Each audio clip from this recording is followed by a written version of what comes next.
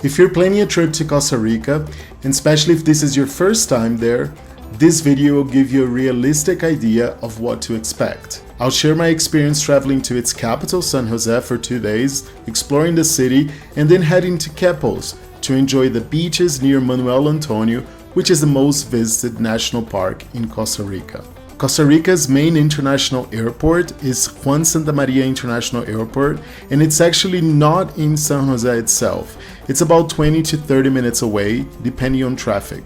For transportation from the airport to the downtown area where I stayed, I booked a cab on booking.com. It cost me around $25, and I just thought it was the safest way, to get to the airport and have someone there waiting for me. Another very popular option here is renting a car, especially if you're planning to visit beaches, national parks, or smaller towns. Costa Rica is very road trip friendly, but if you're staying mostly in the city, taxis and buses work just fine. I stayed for 2 nights at Hotel Novo. It is in the downtown area, and it's full of busy shops, streets, then the central market is there. And the great thing about the downtown area is that you can actually walk and visit a lot of the historic sites there. However, I have to say it's not the safest area at night, so you gotta watch out. If you're gonna go out at night, I'd highly recommend, getting an Uber or something like that. But if you're on a budget, it's a very nice place to stay. Other good options in San Jose are Barrio Escalante, where it's safe, it's walkable, and there are more top restaurants, cafes, beer, bars, and nightlife. Or you could also pick La Sabana, which has a more residential feeling. It's right next to La Sabana Metropolitan Park. On the first day there, I spent some time walking around downtown, and there are actually some really interesting places to visit. One of the highlights was the Teatro Nacional. I did the guided tour, and it was really informative and interesting. The tour is offered in both English and Spanish, and it lasts about 45 minutes. And they offer it several times throughout the day, which is very convenient. Even if you're not into theater, the architecture and history make it totally worth it.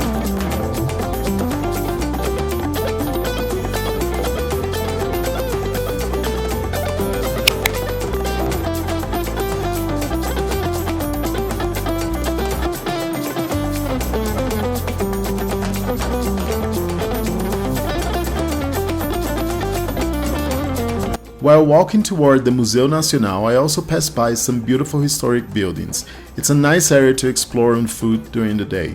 The Museu Nacional costs around $10 to enter, and inside you can learn a lot about Costa Rica's history. As soon as you enter the National Museum, you'll see the Butterfly Garden. You'll also see pre-Columbian artifacts, indigenous gold and stone objects, exhibits about Costa Rica's social and political history. It's a great place to understand the country beyond beaches and nature.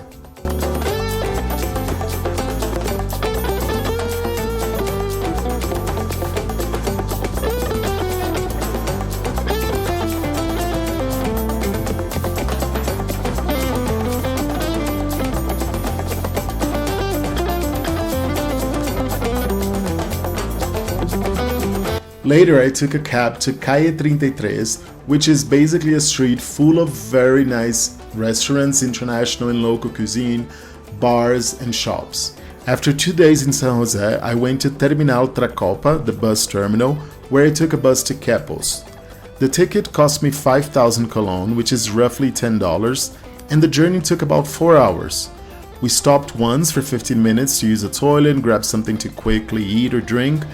The bus was comfortable with air conditioner and very affordable, making it a great option if you don't want to rent a car.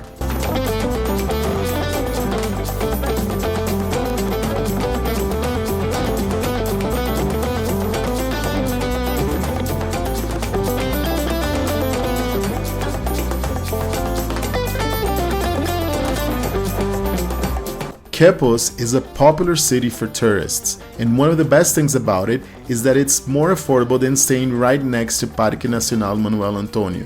From Quepos, you can easily access Manuel Antonio National Park, several beautiful beaches, restaurants, tours, and local shops. It's a great base if you want to explore the region without spending too much. I spent 4 nights in Quepos during the Christmas break, and most of the time was about relaxing and enjoying the beach. At Playa Espadilla, You can rent a chair with a parasol for about $10 for the whole day, which was perfect since I was traveling alone. I felt safer, it was comfortable and totally worth it.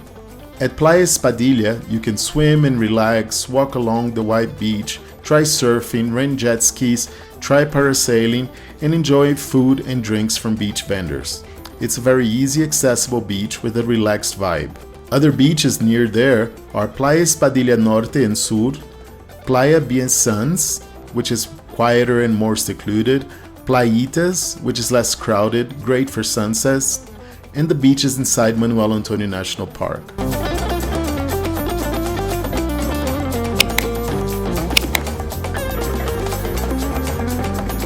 Other popular tourist destinations in Costa Rica include La Fortuna in Arenal, which is famous for volcano views, hot springs and waterfalls, Monteverde, known for cloud forests, hanging bridges and zip lining, Tamarindo in Santa Teresa, which is great for surfing and beach life, and Puerto Viejo, Caribbean vibes, reggae culture and beautiful beaches. Whether you're into nature, adventure, beaches, or just slowing down, Costa Rica really has something for everyone. I hope this video gives you a realistic idea of what traveling to Costa Rica is like. If you've been there or if you haven't been there yet, please let me know in the comments below where you'd like to visit.